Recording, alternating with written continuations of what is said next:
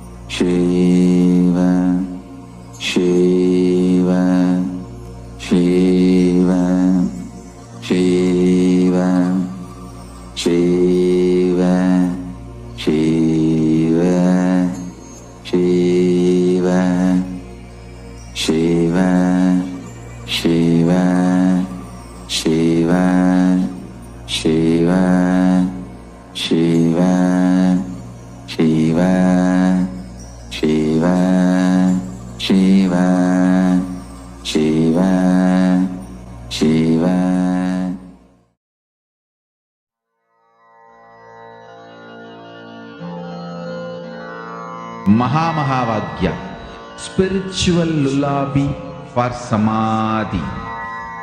And Suprabhatam, wake up call, wake up song for Paramashiva. For Paramashiva to manifest. With this one spiritual powerful cognition, chant this Mahavagya.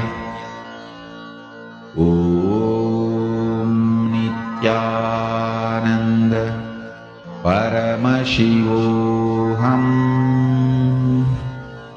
Om Nityananda Paramashivoham. Om Nityananda Paramashivoham. Om Nityananda Paramashivoham. Om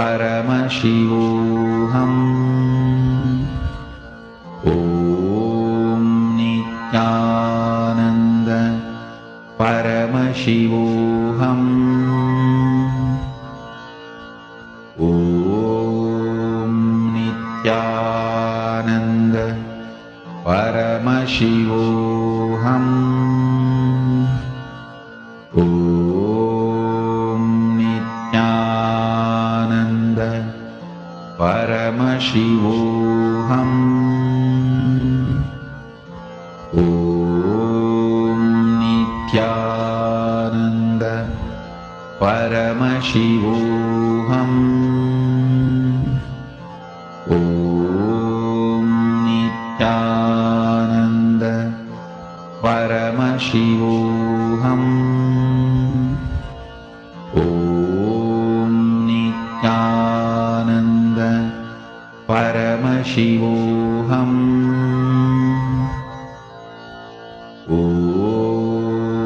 Nityananda Paramashivoham.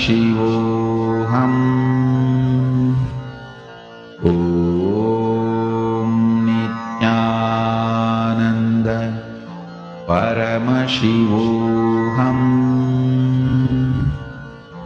Om Nityananda Paramashivoham.